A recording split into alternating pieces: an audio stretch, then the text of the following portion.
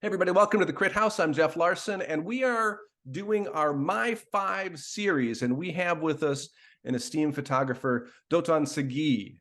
Dotan, welcome to the Crit House. It's nice to have you on with us. Thank you, Jeff. It's great to be on. So you have selected 5 images that we'll talk about shortly. Before we get to that, can you just tell the audience who you are and like what kind of a photographer you are? I mean, how do you look at yourself as a photographer? Sure. So, I mean, I would be, I guess, categorized as a street photographer, documentary photographer a little bit. I do a tiny bit of commercial photography on the side as well. And I love publishing books. So I'm right now in the process of publishing my 3rd book with Kara Verlag, great German publisher. And so I think that pretty much summarizes what I love to do. And we'll link to in the show notes your books and to your website so people can find out more about you. So you selected 5 images. We'll talk about them in just a second. But when I came to you, I said we're going to do this My Five thing, and I'd like you to come on and choose 5 images. What did you think about, and what did you decide to, or what did you go through in choosing those images? Yeah, so I mean, at first I was asking myself, like, should I choose the images that I love the most right now, that, or I've seen recently, or people have, photographers I've discovered recently. And then I realized really the images that matter the most to me, or that have mattered the most, were the ones that I would call as the most formative of my career in photography and style and so on. Photographs that have influenced me the most. So those are the ones that I picked today. So I'm excited to share that with you and everyone else watching this. Excellent. Well, let's take a look. So Dotan, let's take a look. You're starting off with your first image, which is that's really one of the all-time greats, isn't it? Tell us why tell us why you chose this one and what it means to you. Yeah, absolutely. So this is shot by Gary Winogrand in 1969 in my hometown of LA. This is Hollywood Boulevard. You can tell because if you look a little bit at the bottom, you can see the stars on Hollywood Boulevard. And this is, I think, one of Winogrand's best images. And it's definitely one that has influenced me in terms of the style that he was using there, which is also very much, that you can see it in many of his photographs. So he manages to take a wide street scenes, and I think he's using a 28mm lens with his Leica, and he's able to organize this chaotic, street scene into something really organized, with a lot of kind of storytelling layers, and just visual. The composition is delightful, and it's just that it's kind of the kind of photographs that I've since then sort of aspired to take myself, in terms of organizing the chaos in the street and presenting it to the viewer in such a beautiful way. So here, I mean, if I go through the image quickly, you got this man in the wheelchair who seems to be begging on the left side, and then you have the little boy all the way on the right side on the bench looking at him, and you have those ladies that are in the middle also sort of glancing to the side at him. And so there's sort of an interaction between all those strangers in the street. They're kind of relating to each other in some way that you can sort of imagine a story about as a viewer. And that's part of what I love about this image is the viewer can make up their own story of what is going on in those people's minds. And then there's really strong graphical elements like the crisscrossing shadows that are made by, I think, partly by direct sun and then by the reflection on the store, on the storefronts. And it just, makes for, and then he's got the slanted, kind of horizon line. It's all shot backlit, which is also kind of a bold, hard, a little bit of it adds a little bit of grittiness and high contrast and kind of harshness to the photograph. So all are things that, you know, if you, if you look at things that I've shot, there's a lot of that. I'm emulating a lot of that into the backlit, the harsh contrast, you know, trying to place a complex scene and place all the elements neatly so they're all organized. So anyway, that's very, very influential to what I ended up doing later. And one of the, you know, my favorite photographs of all time for Gary Winogrand, for sure. Certainly one of the greats. You're number two. This is So one I was not familiar with, so I'm happy to hear more about this. Yeah, so Jonas Bendixen is a phenomenal photographer. He's a, you know, definitely younger generation. He shot this, I think this was in one of his first projects. It was back in Russia in 2000, and he traveled Russia for, you know, different aspects of the country that he was photographing then. But part of what he was photographing, it was a spacecraft crash zone, like a satellite's crash zone between Russia and Kazakhstan, where a lot of fallen satellites end up. And the villagers in this photo are collecting scrap metals from the wreckage of a spacecraft that, you know, fell.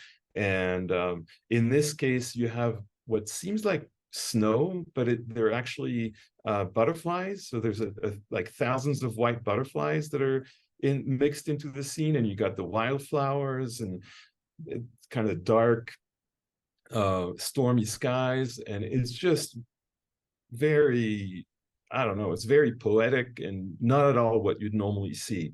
You know, it's just something. It's a photograph that's, you know, it looks like it's made up almost, you know, especially right now in the age of AI. It's something that you'd say, okay, I want a photograph with, you know, a rocket and butterflies and everything, and then, you know, Chat GPT or whatever will put it together. Well, this is the real deal. Like he was there, and that scene actually happened, and he was able to capture it in such a poetic way that it's amazing.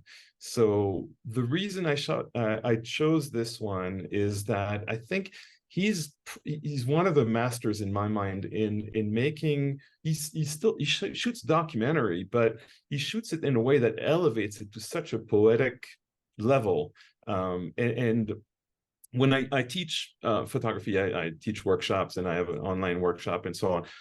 One of the things I try to teach people is to go past the deadpan shot, you know, something that you could see with your own eyes that, you know, is nothing special, to really go past that and really search, you know, for the right angle, the right light, the right framing, the right moment, and all the things that really elevate the shot past something that's just completely deadpan.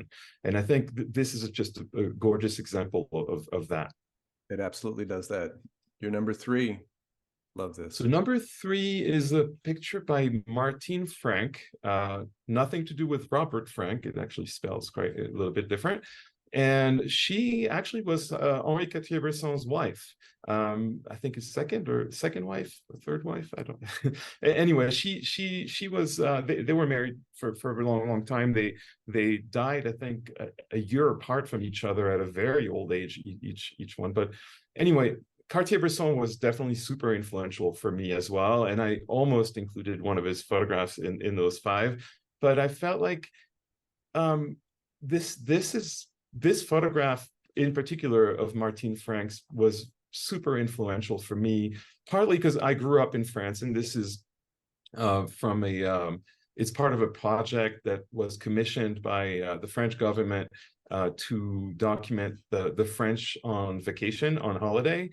Back in, I think she shot it back in back in 1976. And so for one, it reminded me of my, you know, youth growing up there and going on vacation and so on. But it's just so beautifully composed. And it's one of those images that has kind of start here, you know, kind of thing, like your eyes immediately knows where to start, where to go next and next and next. And you end up at the end, and it feels like kind of like a vacation in the south of France. Like you're kind of relaxed, and it's just so, it just spells it out for you in such a beautiful, poetic way of what you need to look at, where, you just want to do it over and over again. It's just candy.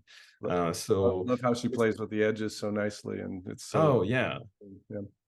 the layering and just it's super clean and just really, really well executed. So another example, I mean, you're starting to see the pattern of like, I love layering and shadows and hard contrasts and all that things, all those things, you know, I didn't make them up. You know, other people did them way before me. And I was, you know, those photographs were amazingly influential in how I ended up shooting myself. Your number 4. So this is the photograph that kind of started it all, in terms of making me realize what the potential for layering and composition in photography. This is shot by Alex Webb. He shot it in northwestern Haiti in 1986. And this is a photograph that I found in a New York Times article. I don't know, many years back. I forget when they published it, but I started reading the article and I stopped at that photograph and I was like, it's something else. And I think I contemplated this for like several minutes before I could take my eyes off of it. And just, I couldn't believe that he was able to put all these different elements in one frame and that they were carefully separated. No one's looking at any, like, they're completely, you know, looking at different things. Each one of those characters is in its own world, yet they're all weaved together in this beautiful tapestry. It's just stunning. It's not just beautiful, but it's also like, how did he do this? That was, I think, the thing that really at the end of, you know, my like maybe 10 minutes just scrutinizing this, I was like, how can one take a photograph like this? And it just launched me on this journey. So very, very important photograph in my own development. Yeah, you know, I've spent 40 years walking around with my camera, and I see something like this. It makes my mind just explode for how this is done and how he's able to capture this. And your 5th one is Sam Abel, and this is also one of my all-time favorite images. I was so happy to see you put this in there. Tell us about this one. Yeah, so Sam Abel not only is he an amazing photographer. He worked for National Geographic for 30 plus, maybe 33 years or something. He's not retired and he still teaches. So if you can find one of his workshops, he's not just a great photographer, he's also an amazing human being and a great teacher. And just the most humble person you'll ever meet in terms of, you know, his photography and how he teaches it and I heard him speak once, and he very candidly told the crowd there watching his speech was he told them, look, I shot this back in the 80s and I was maybe halfway through my career, and I was kind of sad after I shot this because I knew I would never make another photograph that great.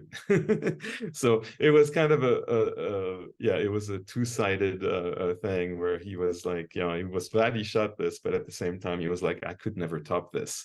So it's funny how he was aware of it at the time when he actually you know, shot this. And funny enough, the story for which this was shot in National Geographic did not include this picture originally. I think it wasn't chosen in the edit for some reason. I don't know why, but it ended up being one of his most famous photographs. So, I mean, the reason I think it's obvious why we both love this is it's amazingly well layered and composed, and everything just falls into place beautifully with multiple layers, including the little punctuation of that red bucket passing through. And the way this is timed is just superb. And he explained to us that, you know, this guy with the red bucket was passing in the background, and he wanted to include the bucket, but he was looking for a spot where it wouldn't intersect with anything. And so this is how he solved the problem. And it's just, you know, it's just incredible. Well, I've never met Mr. Abel. I've seen a number of YouTube videos where he talks about his way of shooting, and there's somewhere on the internet a video where he talks about how this image developed, and he has a fascinating, wonderful, charming way of telling stories. And so if folks, maybe I'll try to link to that here as well for folks to take a look at. But It has been just a pleasure talking to you and seeing your images, your My Five here on the Crit House. And I really want to thank you for joining us. And thank you all for watching the Crit House.